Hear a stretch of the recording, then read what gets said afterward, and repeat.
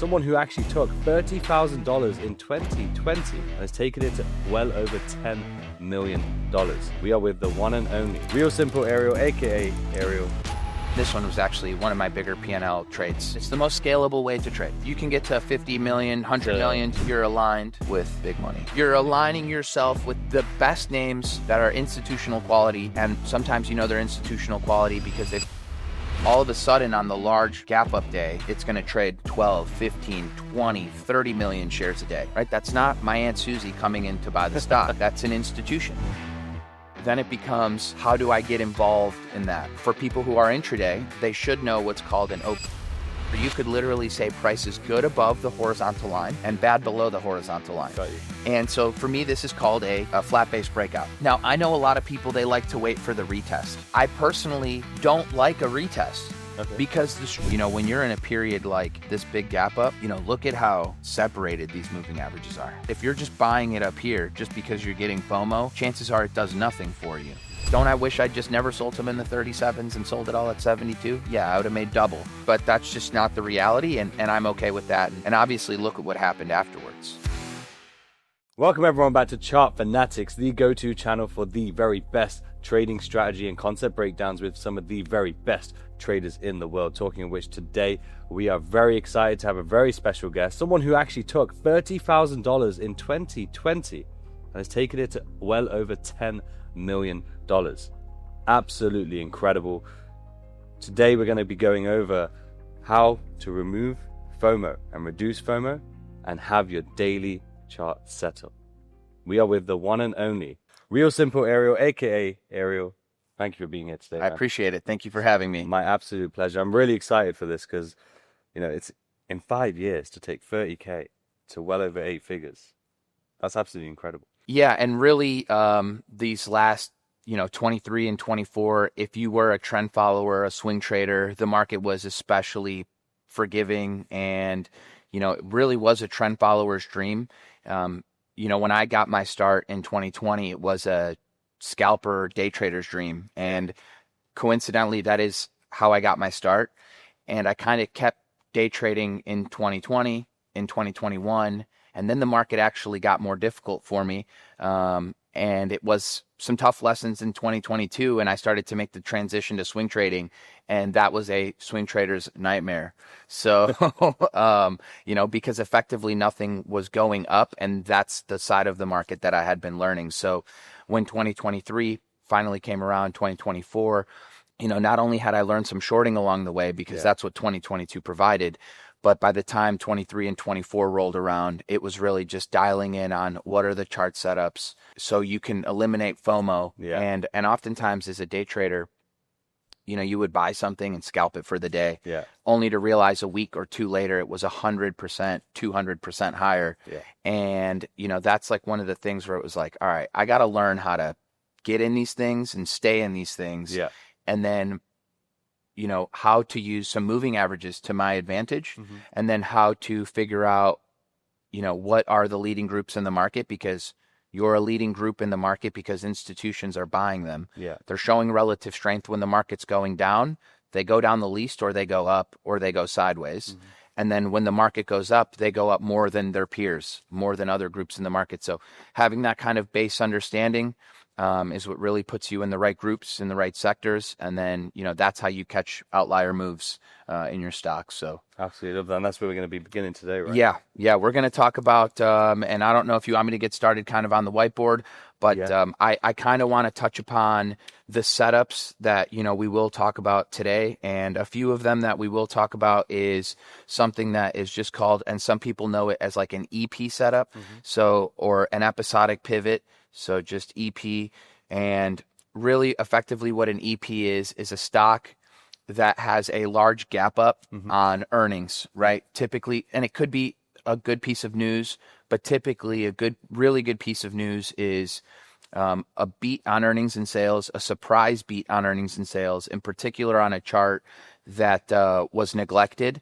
It doesn't have to be on a chart that was neglected. It could have been a chart that was already in a stage 2 uptrend. Yeah. And then it gets, another gap up, and, we'll cover here Palantir on the screens in a moment. Exactly, yeah. But that's effectively what it is. So I use simple moving averages on the daily. And one of the things, the characteristics of what an EP setup will have is if you just have daily bars, and we'll just kind of use a line chart, and this chart was just in a downtrend, right? What'll happen is you'll have a gap on the daily chart, and a line chart, it will just still look like it just kind of went parabolic in a way.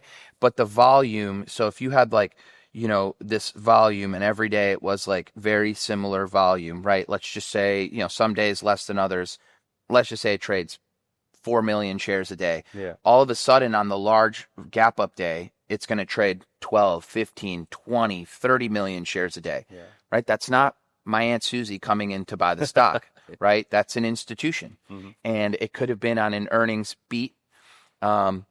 And so one of the very first setups that I always like to mention is you have an EP as a setup, right? And so then it becomes, how do I get involved in that? Well, for people who are intraday, they should know what's called an opening range break, right? Or as some people call an ORB.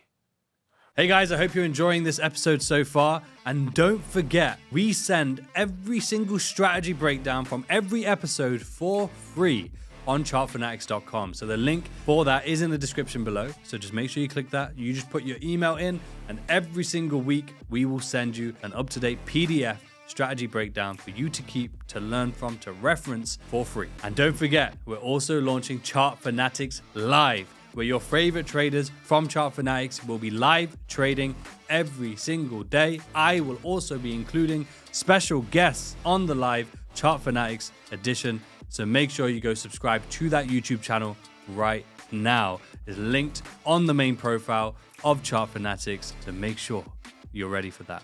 But let's get into this episode. Right. And an ORB is just a simple, if you're looking at a 5-minute chart, it'll be like, here's your candlestick, right? Here's your, you could even have a little wick on it. So this is your close on your 5-minute bar. It opens here, right? It closes here. And your next 5-minute bar, your entry is over that prior high, right? With your stop being at the lows of the day. That's your low of the day. Sometimes in the morning, right, you'll get like, you know, it'll kind of go down first, right? So like you'll get your candlestick where it opens, it washes out a little bit in the morning. And then again, you can have your entry right over that candlestick. But if you just right off the open, get a candlestick that looks something like that, your entry is going to be over prior 5-minute bar with your stop at low of day. The nice part about an opening range break on an earnings gap up, for instance, is one, you already know what your defined risk is. And there are going to be times when you get stopped out at low of day, but then it re-breaks that 5-minute opening range break later in the day.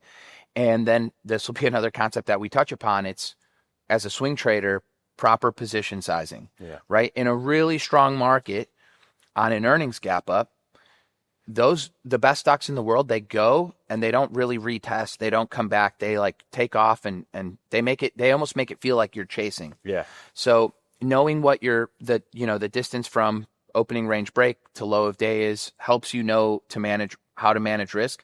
And I typically, dependent on a stock's average daily range, I don't really ever buy more than 10 to 15 to 20% on one position. If it's a slower stock, right, 3%, it moves 3% per day, you could size it up a little bit, right, on an opening range break. So you might be risking, it's a $100 stock and you might be risking $1.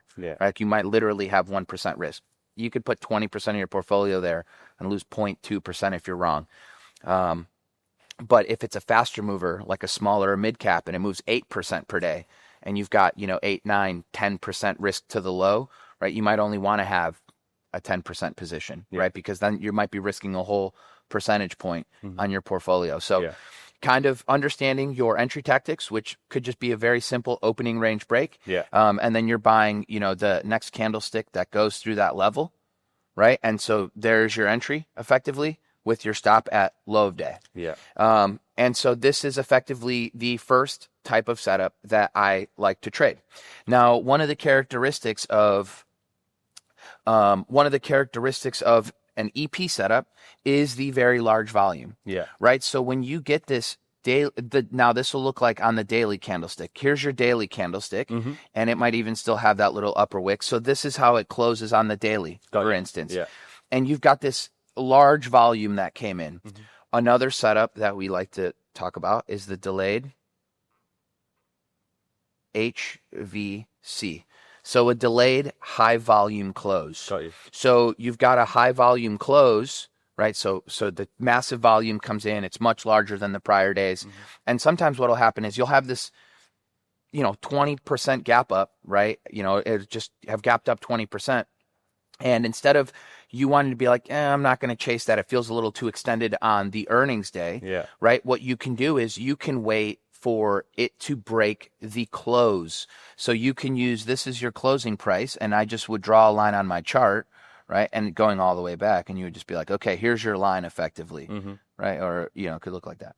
And here's your close, your HVC.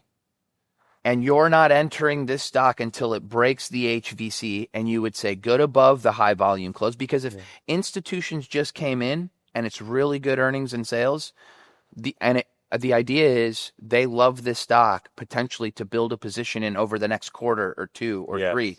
And really, when you're on an earnings winner, that's how long they can move for, right? A real earnings winner in a healthy market can actually move for 6 to 8 quarters, right? So 18 to 24 months. So ideally, even if the next candlestick came in, and Palantir will be another great example for this, sometimes the very next day it could put in an inside bar. Got you. Right? Yeah. And so you're still not involved in the thing. And on day two, if had you kind of chased this thing, and then in the morning it kind of gaps down a little bit and then just ramps back up, you could have maybe shaken yourself out. Right? But then the following day, right, it'll give you an entry where it breaks that high volume close.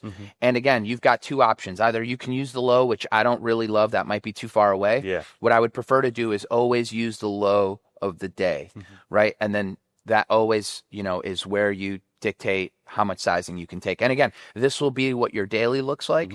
But then what does your more granular entry look like? What does a 5-minute entry look like? And again, it could just be that 5-minute opening range break, or as simply as you've got that line on your chart where it closed on the high volume day, and then that being your entry. Exactly. So, just to kind of recap, what we're seeing is the volume really pick up. You're seeing a move that's pushing us much higher.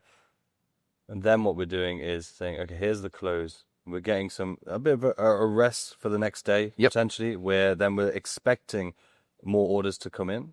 And once we close above, that's where we're then entering. And not even a close above, just once we we break through that level, right? So some people might wait for confirmation, but the problem is when you break through that high volume close, it might go too far. Then now all of a sudden you're chasing it again. So I will literally just enter as we're going through that high volume close and take my entry and set my stop at low of day. So you go for low of day of that actual day? Correct. Okay, got of the day that I choose to buy.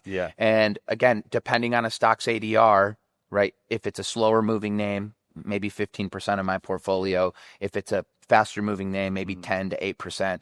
And then the key is here, you have to always keep in mind when you're scanning the market and when you're looking at the markets in general, if this is a tech name, right? I want to know how the Qs are doing, right? If this is a gold miner, I'm not interested in what the Qs are doing. I'm looking at what gold futures might be doing. I'm looking at what GDXU might be doing, which is like the gold miner ETF, right? So it's like I always want to be aligned with what the sector is doing, because that's how you, like I always say this, people are always looking at a stock and, they're like, oh, wow, this is moving really nicely, but the market's going down. Right? The likelihood is if the market continues to go down, it's going to put pressure on your stock. But if you buy a stock when the market's pushing higher, you give your stock the absolute best chance of working to push away from your average, which then allows you to hold overnight. Right? It's like I don't want to go into any stock that I buy and then the market's just kind of rolling over and the stock closes really close to my average. Because if it closes close to my average, what's to stop it from just gapping down overnight? And then it's hard to manage my risk.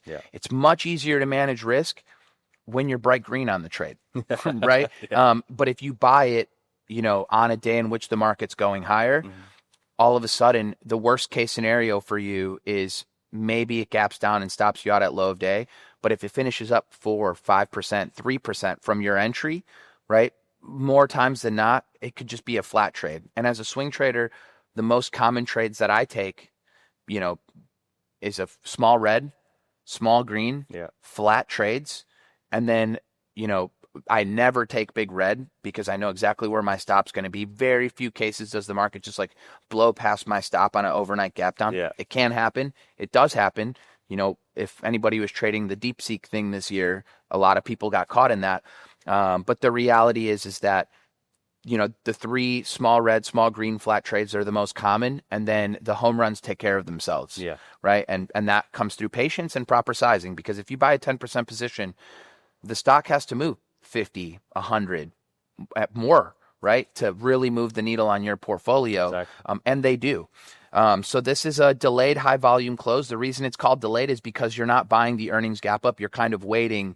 It's like a delayed setup. Yeah. You're waiting for it to, maybe pull back in a little bit and then get back through that high volume close. And then that high volume close is your entry. Let's take a break for a minute there, guys, because I want to tell you about our preferred prop firm here at Chart Fanatics, and it is Apex Trader Funding. We are no stranger to Apex. We've had Jade Cap and Trader Kane on Words of Rizdom and here on Chart Fanatics. Now, they are well known for having record payouts on Apex of over $2 million a piece. Now, even if you don't achieve a 7-figure payout, the reality of achieving a multi-6-figure payouts with Apex is absolutely achievable, and an incredible opportunity at that. And you can see that on screen right now with all the incredible payouts being paid out to traders around the world, traders just like you. Now, Apex is the biggest futures firm in the entire industry and have paid out over $500 million to traders across the world. No matter the type of trader, you can be one of them too. Now, one of our favorite things about Apex is that you can get up to $6 million in funding using the 20 accounts that you're allowed to have and the 300K account at that totals $6 million. And another thing that we love about Apex is that there's no daily drawdown. It's a one-step evaluation, and the fact that it's uncapped payouts. And 90% of the profits made are yours to keep. Now, don't forget, regardless of the type of trader that you are, you do not have to worry about trading news as long as you are following your day-to-day trading strategy. The possibilities are limitless at Apex Trader Funding. Now, you can get up to 90% off. 90% off, the biggest discount in the entire industry at Apex using the code CF and the link in the description below. Thanks to them and thanks to Chart Fanatics. Make sure you get your futures funding with Apex. Now let's get back to the episode. Do you know, in terms of entry-wise, are you market executing? Yeah, I'll just take market orders. Tell you. Yeah, and because if you're trading stocks that are liquid enough, and this is the reality for probably all of your listeners and even still myself, unless you're trading with $100+ million, you're not going to, if you're trading $100 stock, and if, let's just say you're trading with a $10 million portfolio, if you're trading $100 stock, getting $1 million position on isn't that difficult if the stock is trading $500 million a day. Yeah. Right. That's just the reality. Now, if you're trading like a small cap, yes, you have to be way more conscious of the position sizing that you're taking. But a market order will do. I mean, I'm not too concerned, like knowing that I only have 10% of my portfolio there, if my order was 5, 6, 7 cents higher. Yeah. Right. Like, again, if you have a $100,000 account and you're buying $100 stock, you can only buy $10,000 worth. Yeah. Right. So it's like 10 extra cents on your average isn't going to be the make or break. Sure. Right. It's like more so being in alignment with a healthy market, being in alignment with a healthy group. Those things are, when the market is just flying, it seems like everything's going higher. Yeah. But true. how do you have the conviction in what's going to go higher? What has a better chance of working for longer? And to answer those nuanced questions, it's be in the stocks that are in the best groups in the market. Yeah. Right. And there's a lot of groups in the market. There's 177 industry groups. Well, and so if you just said to yourself, I'm only going to trade the things in the top 30, those are the stocks that go down the least when the market's going down and go up the most when the market's going up. Hence the reason they're in the top 30. Yeah. So that's a high volume close. Another one is, so sometimes you'll get price kind of going sideways, right? In a consolidation range, and you'll have like a flat top. So essentially you can just draw a horizontal line. And so this right here, I like to call it just a simple flat top breakout, where you just have a horizontal line. And part of the reason that I don't like downtrending lines is because they can be too subjective. What I mean by that is when you're looking at candlesticks and not line charts, Some people draw them at the top of the wicks. Yeah. Some people draw them at the close. Some people have like wicks going through the upper part of through their line, and so it's like it becomes too subjective for me. Yeah. And I prefer horizontal lines. Got you. Right? So where you could literally say price is good above the horizontal line and bad below the horizontal line. Got you. And so for me, this is called a flat base breakout. Mm-hmm. Now, I know a lot of people, they like to wait for the retest. Yeah. Right? I personally don't like a retest because the strongest charts in the world don't retest. Yeah. Right? The momentum. There's momentum there. Institutions are buying them. In fact, if it retests, it's actually not as strong as you think. Yeah. Right? The best stocks in the world break a flat base. And I took an awesome trade like this on NVIDIA when it was breaking 500, which we'll cover. And it didn't retest. Right? There's no retesting the best stock in the entire stock market. Yeah. Every retail trader, every institution wants in this thing. So a simple flat base breakout, the longer the base, I'm sure traders have heard this, the higher in space. So you've got a flat base breakout. So are you waiting for a close on this one, or is it again once they're above? So normally what will happen is if you're looking at it in terms of daily candlesticks, and I use moving averages. Yeah. So when I'm using moving averages, sometimes what will happen when price is going sideways, the 10-day will begin to hug price really closely. The 20-day will just be lagging a little bit behind it, trailing. The 50 might have been coming up from a little bit lower. Right? And so price will be really tight to that moving average. And normally right in here, you'll get we'll erase some of these. You'll get, like if these are candlesticks, you'll get like a really tight day. Like the candlestick will be it'll be much more narrow than prior days. Yeah. And again, I'm always looking, it's not really a breakout unless it's over prior day high. Yeah. Right? So I'm always looking at my entry over prior day high. Right. If it's a really narrow candle, I'll set my stop at yesterday's lows. If yesterday's candle was a little bit wider than I would like, maybe it's got like a lower wick, then I'll look for I'll use still break over prior day high, but my stop will then be the low of the day that I'm buying. Got you. And so again, very simply, if this is my entry, we'll use this one or your green one. If that is my entry right there, yep. The very next day, I'm buying a break over prior day high. And if it's coming through this flat base, even better, right? It's like not only am I getting in there maybe even a little bit before that flat base breakout, then as soon as you get that move over the flat base breakout, it's like another ad spot if you wanted it, but that's where you would expect not only you to see it breaking over a horizontal level, everybody else is seeing it break over that horizontal level. And then again, really as a swing trader, the job is if you get, something that looks like that, where you get 3-4 days in a row, these moving averages, this would be your line chart, but your moving averages are starting to come in from the bottom like that, and starting to come in. There's the 20. Here's your 50-day, right? I'm looking for 3 to 5 day move, right? I pay myself into that. And again, there are instances where I want to hold it for longer, but I want to get paid, right? Treat it like a business. So 3 to 5 days, you get paid a little bit into that strength, and then you just trail the rest on an ascending moving average. Got you. If it's above the 10 and the 20, or in some cases the 50, leave it alone, right? If it's, and sometimes I even brought up an example of like Toast. I love the company, and I bought it when it broke through the 50. I got stubborn. I didn't trim, and I then ended up using the 200-day because I was like, I love Toast. I love this company. I'm going to hold it as long as I can. And I ended up giving a huge chunk of my gains back, like 75% of what I was up on it. Wow. I gave it back. Now, it was still a green trade, but sometimes, when you look at 23 and 24, you say to yourself like, man, these things are monsters. If you look at Abercrombie, for instance, and you trailed the 50, you would have been buying, an earnings gap up in the 20s or low 30s, and you're not even stopped out until, a 400% move, until a close below the 50-day. So I always am a swing trader first, but if the stock has the strength and it's in the right group and it's proving itself through price, I become a position trader, right? But I don't just say, oh, this is going to be a position trade. I'm going to hold it for 4 months. No, the stock has to prove that with price, and then I'm happy to. So rather than predict, you're reacting to the price action itself. Yes, and I want to get paid for seeing the initial setup, letting it hit me with that initial momentum burst, trimming some into strength, and then just trailing the rest on an ascending moving average and letting it work. So like just to visualize, if we're pushing and we're aggressive, we're just trailing along. Is it something along them lines? Yeah, as long as price doesn't close below my desired moving average, it can come right back and retest the moving average once, twice, 3 times. But every time it retests and it bounces off, then I kind of have like a new little level where I can mentally bring up my mental stop loss. Yeah. So even if it comes down again and breaks the 10, as long as it holds that prior pullback low, I'm okay holding it.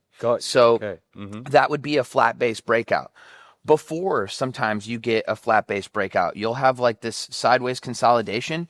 And every one of these little oscillations, they might be what's called a higher low, right? So every time it comes down, it can't come down quite as far. So people build like this little, right? Like a tightening wedge. Well, sometimes what ends up happening is you'll get this sideways consolidation. And as it's building higher lows, let's just say you had a low like down here, right? And let's just call this like $16 or something. Right? What will happen is sometimes price comes back to that level, undercuts it, rallies, right? And sometimes this is one of my favorite entries. This is called an undercut and rally.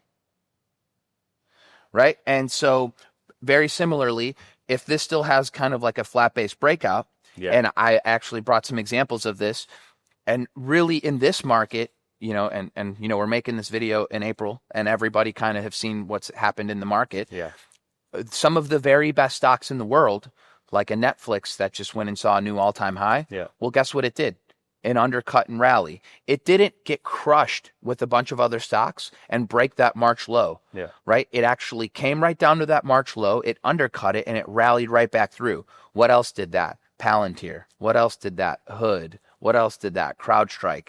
And it's like, so once you learn the setup, sometimes this becomes your very best entry. And then what becomes an add-on entry is once this thing oscillates some more, right? The breakout of and it allows you to pyramid up into that position. So you've got an average cost basis at $16, and then all of a sudden you're adding at 20 on the breakout, right? And every time I buy or I add, I'm still treating that new position, as Lance would say, if that has high expected value, I don't just add just to bring up my cost basis. I want to make sure that when I add, one, I'm still managing my risk in real time on that new entry. I'm still keeping my $16 cost basis, but if I'm going to double up the position, right, and now bring my average up to 18, it's not just some random spot at 20 I'm buying. I'm buying because I understand the setup. I'm buying because the expected value at this spot in a healthy market, in a good group, it's breaking through 20. And so I've got good expected value at buying the $20 flat base breakout. But this is an undercut and rally, and we will touch upon, that as well. And then very similarly, and I won't draw it up too much because it's got a ton of lines, but if you could think about that undercut and rally visually, right, where price comes back and just kind of re-breaks that low and starts to rally. Sometimes you get something like this, but on a moving average, right? Because the moving averages are starting to move up. Sometimes if you miss the price point, sometimes what'll happen is price will then begin to rally back through the moving average. And as long as you have a more granular look, and again, you're aligning yourself within the strongest stocks in the market, the strongest group in the market, those are the most likely to hit still an ascending moving average and then be able to rally back through. So I absolutely love these kind of setups. They make it very, very easy. And then, so effectively, I might only be trading 6 or 7 different types of setups. And so again, you've also got a moving average, UNR. So you've got an undercut, a UNR, a moving average undercut and rally, a delayed high volume close, a flat base breakout, an EP. And sometimes off of like an EP, what you'll get is if we're using a line chart, you'll have like that consolidation period. You'll have that big move up. There's your EP, right? You might have a period where it doesn't really do much. It breaks through that high volume close, right? And then down the road, it just consolidates again. Nice and tight. And this is called a high, tight flag. Right. And so you get that 3 to 5 week consolidation, right, in a nice, tight, chart pattern. And then again, very simply, a break through the upper half of that range, could just be another chart setup. And every trader's heard of a high type flag. Yeah. Right. Every trader has heard of a earnings gap up. Some of a flat base breakout. Yeah. So some of these are very, very common. But what you can't do is you can't just watch price go up and then just get FOMO like you've missed your entry. Okay. Yeah. Right. So it's really important that you know your entries and you know your entry tactics. And if you're aligning yourself within a good group and a good market, really the world's your oyster. Definitely, it's proven, and obviously the results that you've generated yourself. But really, really clear breakdowns here, and I'm excited to see them on the charts as well. But just before we do that, the sort of pros and cons of what we've gone over so far as a strategy, and as I always say, cons wise doesn't mean it's bad. It's more so like something to be aware of, something that could be a hurdle, something that could be a slight struggle when learning or implementing this sort of thing. Yeah, well, the cons for specifically if you're buying a breakout and you're not in a healthy market, the cons are that you're going to get shaken out a bunch. Yeah. Right? So the pros of these, the pros of the setups, in my opinion, are one, scalability. I think that's how you spell scalability. Don't worry about it. Okay. Yeah. So scalability, meaning if you've bought a breakout and it's working, and then you're noticing when you're doing your homework at night that you're coming across a few other really nice setups, in a similar group, right? So if like you're onto tech names and all of a sudden, some cybersecurity names look really good and you bought one and it's working. And then all of a sudden another software name looks really good and you bought it and it's working, right? You're now starting to get all of your money to work for you in a good environment, in a good market, and in potentially a good group. Yeah. So scalability is absolutely one of the pros. One of swing trading, but two of knowing your setups. Yeah. Right. It allows you to get all of your money to work. Definitely. Yeah. Patience. Obviously, we're going swing trading, but also, as you mentioned, from the offset in terms of FOMO, again, you got to be patient to allow your setups to complete. If price is already moving, you just got to wait for the next setup to form, right? Yeah, and if you're onto if you're onto an earnings winner in a good market, they move for 6 to 8 quarters. Yeah. Right. That's just what they do. You go back and look at Nvidia, go back and look at Palantir, go back and look at Abercrombie, go back and look at VST, Celsius, Sedge when it made its move, EMPH when it made its move. This is how stocks move, right? They move for 6 to 8 quarters. ACLS. I mean, there's countless of set AVGO. Like I can ramble off 100 names in my head that this is what they do. So you can't ever feel too much FOMO. Like I initially bought Nvidia as it was coming back through its 200-day over 2 years ago at $167. Wow. And yet the setup that I had most conviction on was when I was buying a $500 breakout.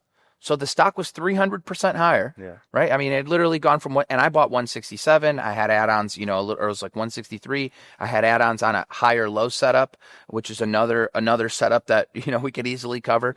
And the setup that I thought was best was after it had gone sideways for 5 months after a 300% move. Because you're like, it's done nothing wrong. This is what the best companies in the world do. They go up. They go sideways and consolidate, and then they go up again, right? They break out of that long-term base. And again, when you think about NVIDIA, was it just NVIDIA, or did a few days later SMCI take off right behind it? And if you looked at SMCI, it was identical looking chart. So obviously for me, one of the pros is scalability. Another one of the cons is, maybe a ton of little paper cuts, right? Maybe not being periods where you see no progress, right? And for people as scalpers, for some people, even day traders, is like you might not see progress. And with that said too, people do have to remember there is another side of the market. These setups do actually take place in a weak market to the downside, to which I also brought some examples that we will cover. So, so pros really is scalability, being able to use all your money. And really just you're aligned with big money.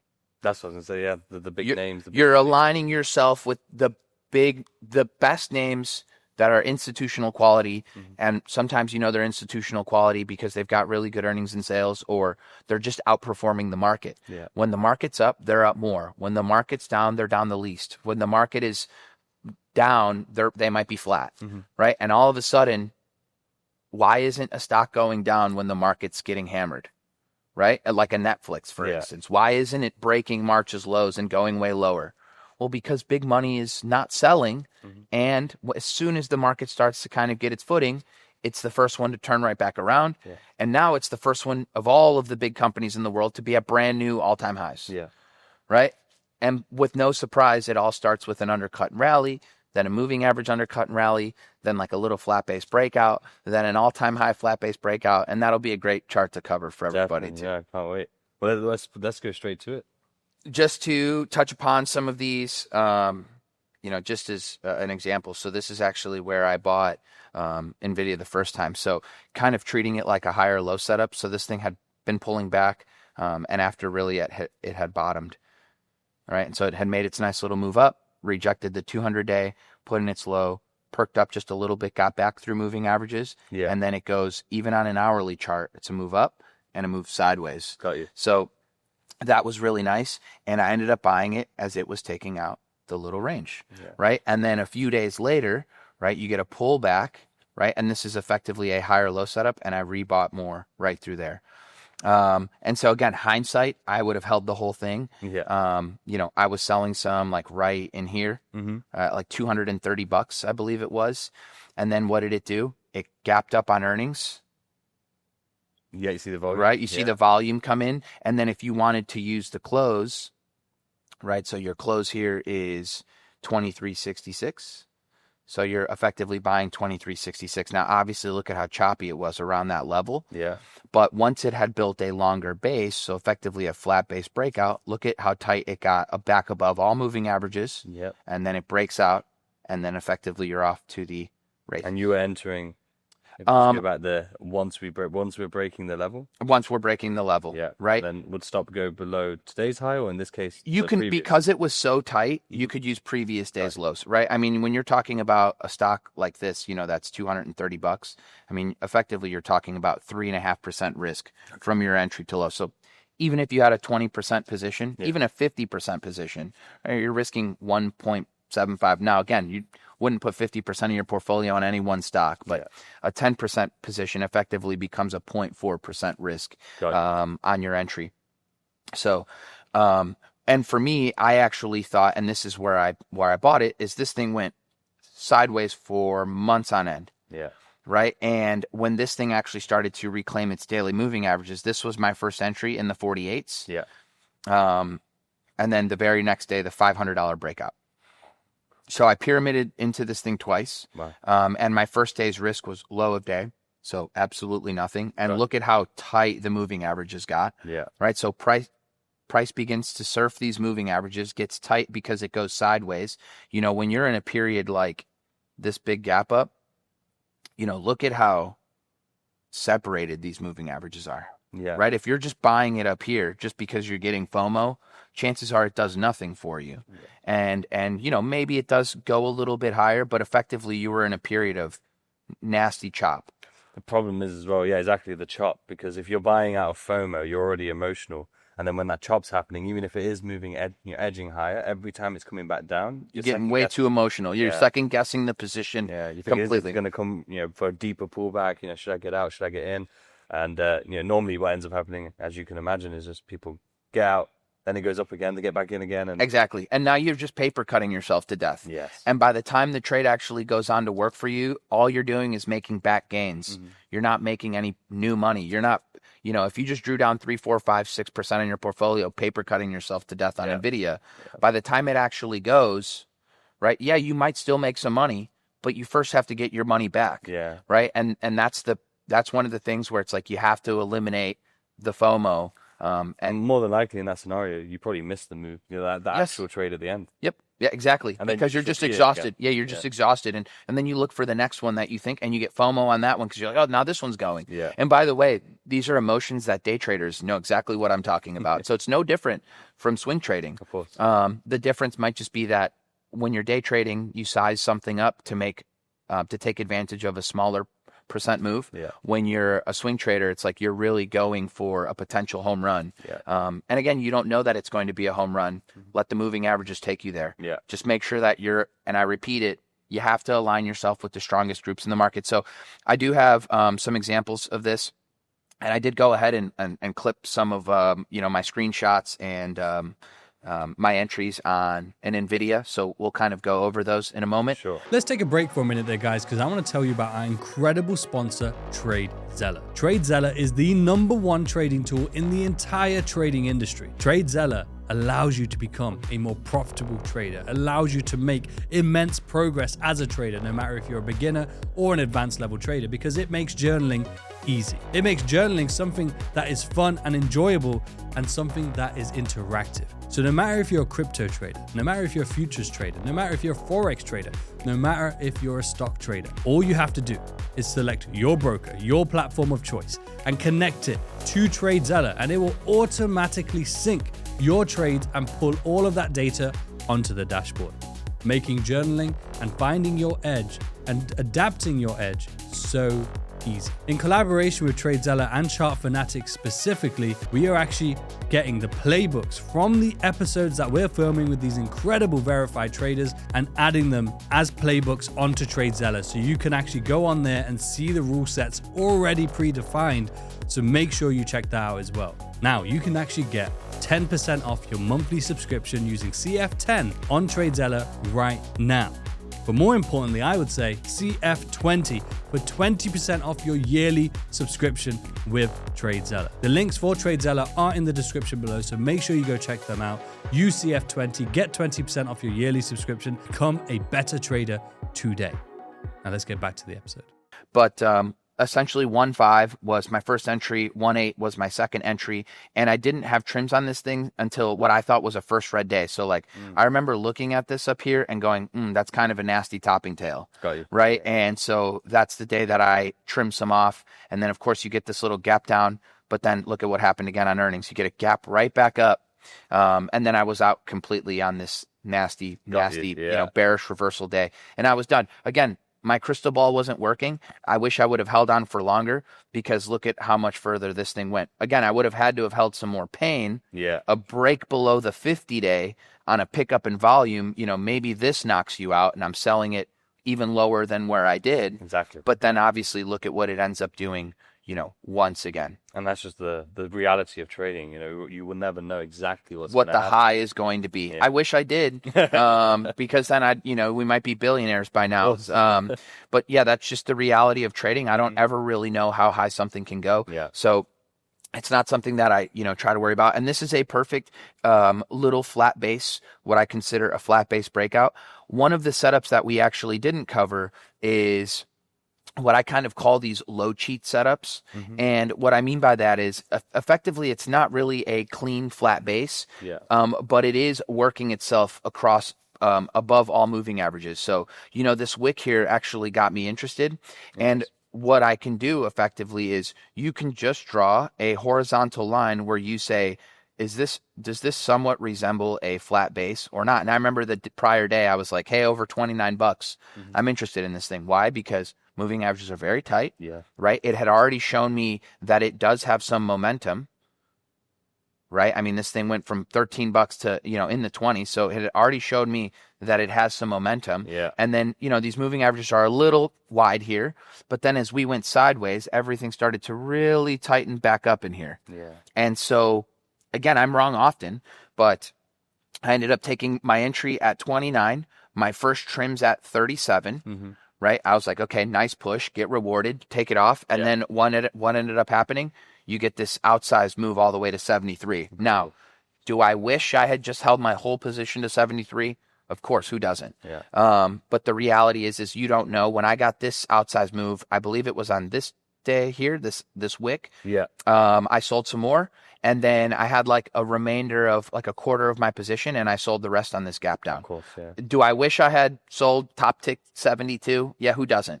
And this is kind of when I really started to dial in more my selling tactics, using the 50-day and the extension from the 50-day as like a selling tactic that I use now, like even more stringently just to make sure that I am selling. It was part of the reason that I sold some in the 60s. But again, don't I wish I just never sold some in the 37s and sold it all at 72? Yeah, I would have made double. But that's just not the reality, and I'm okay with that. And obviously, look at what happened afterwards.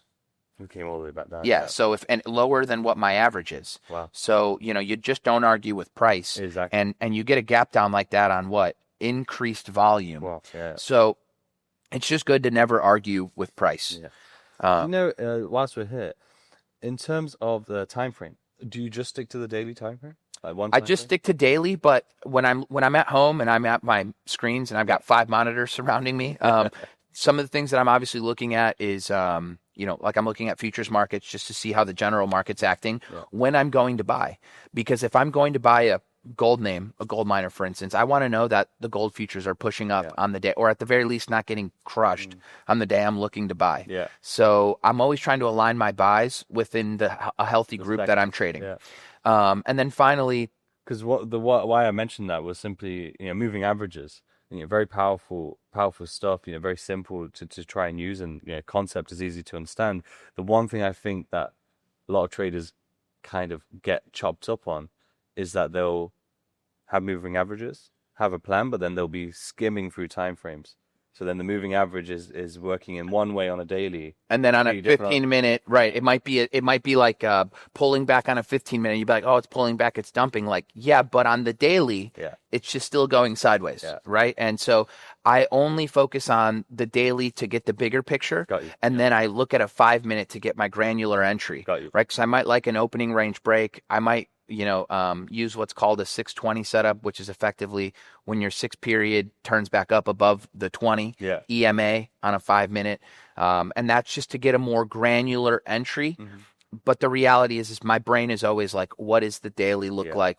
And I will have a daily and then right next to it, a 5-minute. Yeah. And that's it. Exactly. That's what I was going to say, is that you only have those two. Exactly. Because like I said, a lot of traders will go in between all of those two, and a lot of the time it's because they have a bias. Let's say they have a long bias, but the daily's not really showing that, or the 5 minutes not. So let me find the time frame that shows me that long bias. They'll find it. Yeah, they'll find it. Or similarly, with traders, they'll align themselves with the people who are saying the thing they want to hear. Exactly. Yeah. Right? If a chart's going down and you're bag holding, you're going to find the guy who's telling you how awesome this company is. That's how it is all the time. One of the examples, as a losing trade that I had was I kind of thought CrowdStrike was breaking out of what I thought to be this little flat base right here. Yeah. And I had took it right on this day, if I'm not mistaken, and I've got my prints. I believe it was this day here.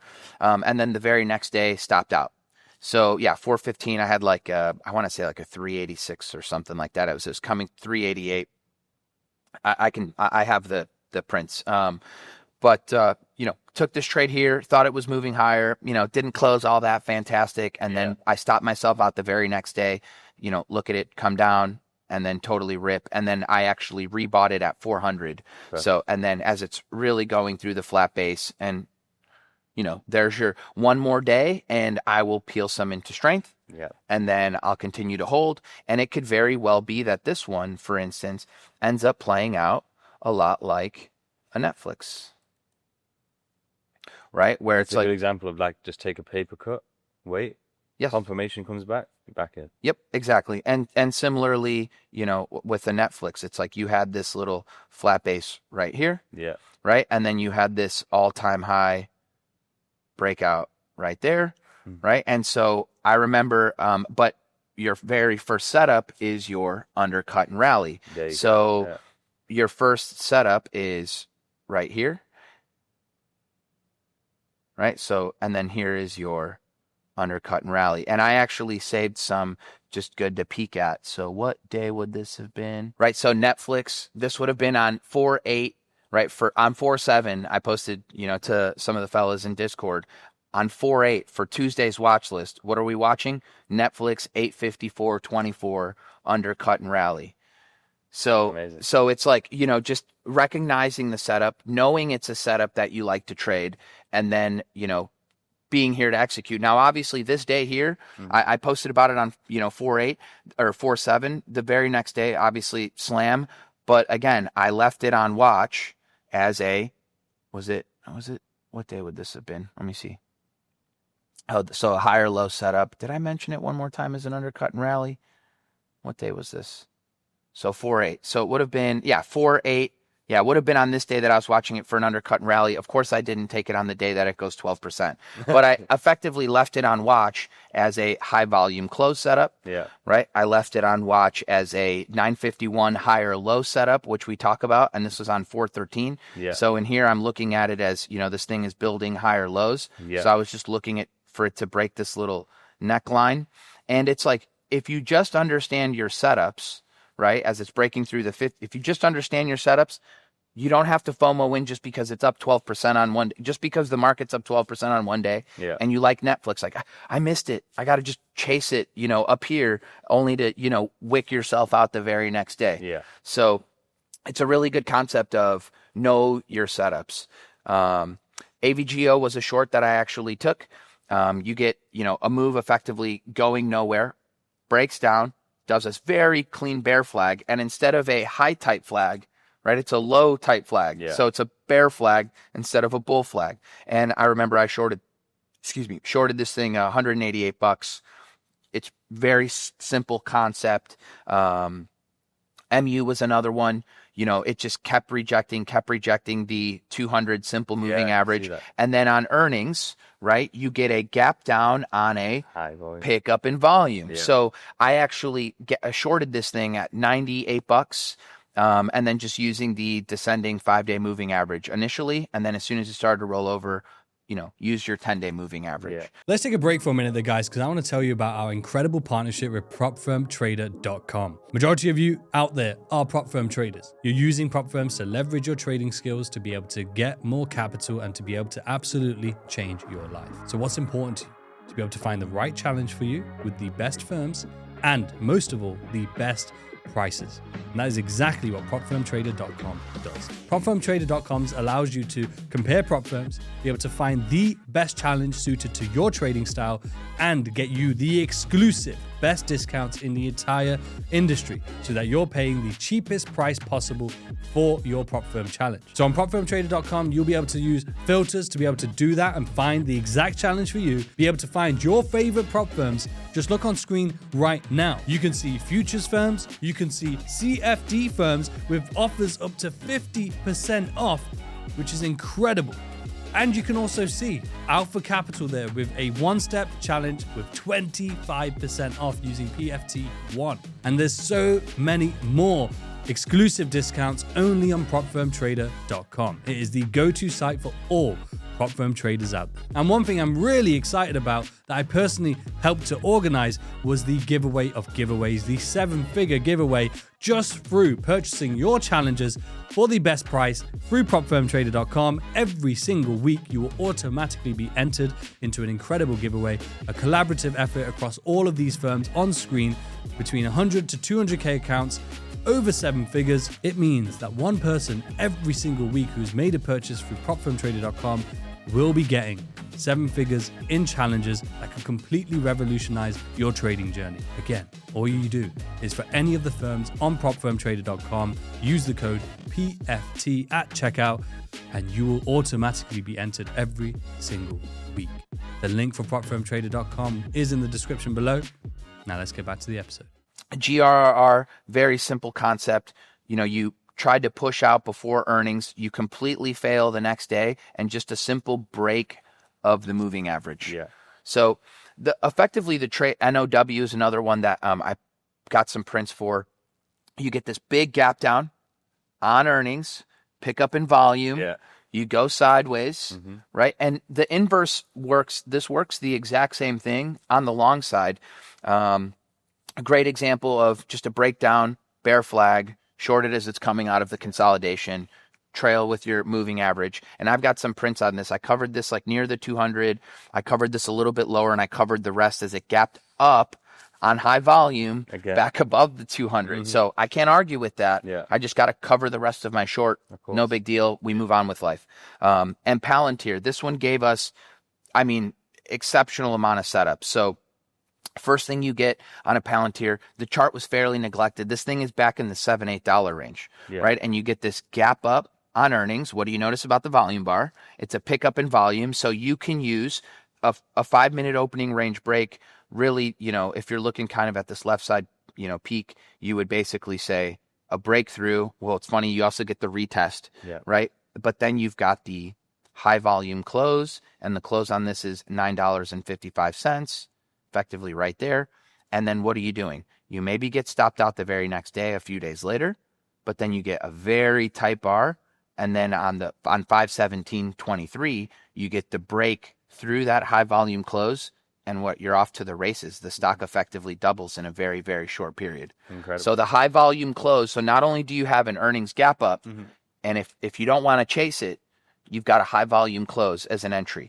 And if you want to wait also for a flat base breakout, you can do something where you look at your left side and you say to yourself, here's a flat base, right? And you're breaking through your flat base. So if you didn't take it even on 5/17, well, guess what? 5/18 could also be an entry tactic. Definitely. And this subtle gap up just continues to show you how much interest there is in this thing overnight. So it's like retail's piling in, institutions are buying it, and even you get this little subtle gap up, and it's still off to the races. Exactly. 3 to 5 days, trim some into strength, continue to trail your moving averages, let it work. And this one actually, way up here towards the end, gave us a beautiful, another one, delayed high volume close. So it's like a delayed reaction. So you get this gap up day on what? A big pickup in volume, right? And you've got your close of 103.83. And this was like, a perfect example of what we covered on the whiteboard. The very next day, what do you get? Like a very tight inside day. Yeah. Where it's just like just underneath that level. And then what do you get? A ramp right through, a stop at low of day, and a move from 103 to 3 to 5 days. You could be trimming some 115, 118, a nice little 10% move on your money.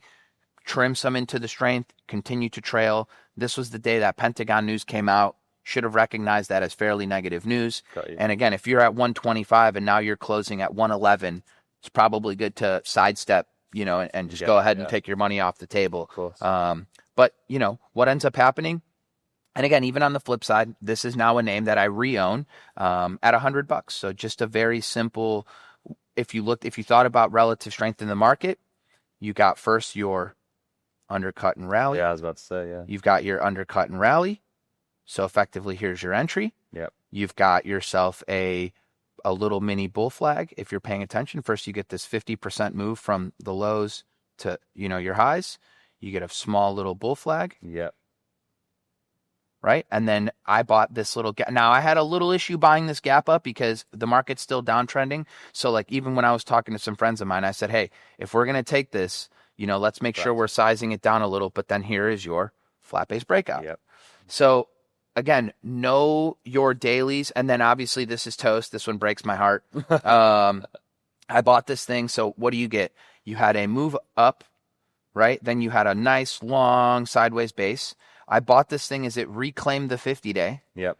Right. And I kind of basically had like a market on close order. So I kind of chased this thing at the very top as it got through the 50-day. The very next day it worked well, and it went on to work very well. Yeah. I didn't trim anything. I got greedy. I thought to myself, this is one of my favorite companies. Everywhere I go is using Toast, their payment processing company, and they're everywhere, right? You see them, we just got done using it at the coffee shop. So I love them, but I got greedy, and I didn't trim into any of this. Yeah. And, of course, where do I take my stop? When it breaks below the 200 effectively at the lows. That's trading. That's why you don't get greedy. That's why you peel some into strength. It was a good example of because you felt confident about the company, and it kind of, not emotional, but like there was a bit more of a sentiment there personally versus the chart than usual based on all the other trades you showed us. That's where kind of those mistakes happen, Absolutely. And it cost me a fortune. So, I didn't appreciate that I did that to myself. But now again, what do we have? We've got a stock that's now done the undercut and rally right through the lows. Clean. And now you've got a nice little clean flat base. So I think to myself, if we can get over this little clean neckline and the market's uptrending, we've now held the 200-day. We're back above the 50-day. Moving averages are very tight. We've got earnings coming up here pretty soon, but not for another 2 weeks. Yeah. And we just don't know if this thing will gap up and give us a high volume close. Yeah. And then we're off to the races again on a toast. Definitely. So it's important. Just know your setups. Don't get FOMO. Position size properly. I tell people all the time, let the market pull you in.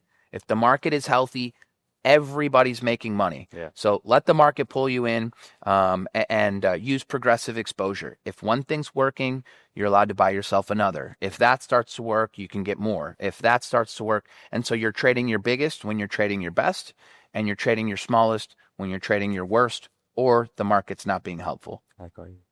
Ariel, this is incredible. And, the beauty of it is the illustrations we did at the beginning.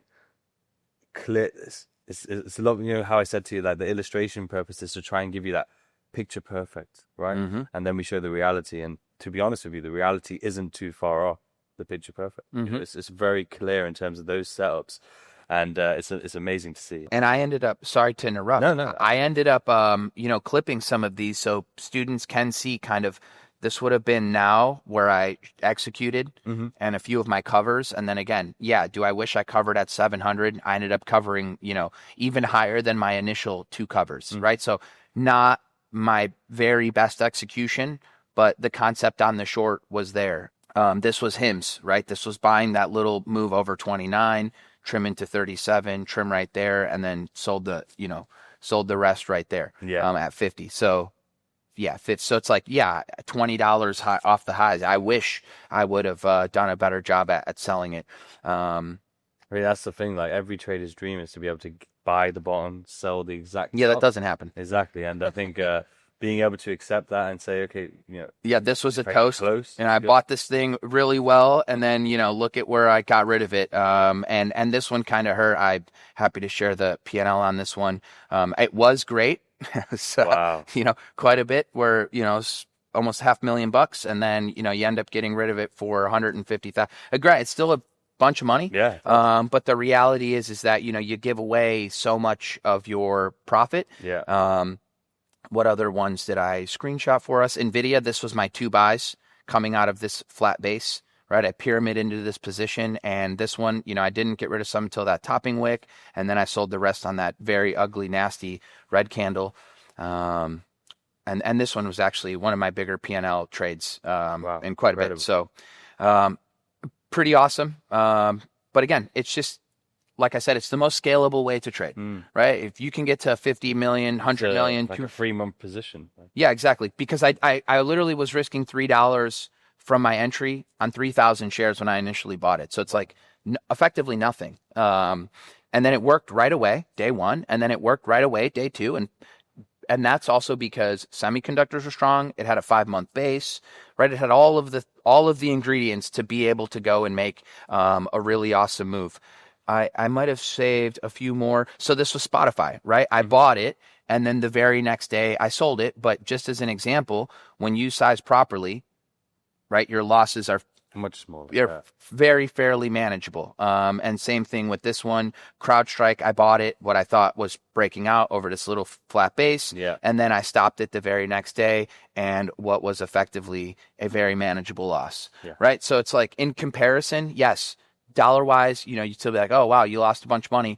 But when you let your winners work, they end up paying you 10 to 1, 20 to 1, 30 to 1, and you keep your losses very small and you let your winners run is kind of the theme. And don't have FOMO, know your setups, understand that it's the most scalable way to trade, and that there are 2 sides to the market. Of course. You don't always have to be long. You don't always have to be short, right? Don't have to have a bias. It's just a setup.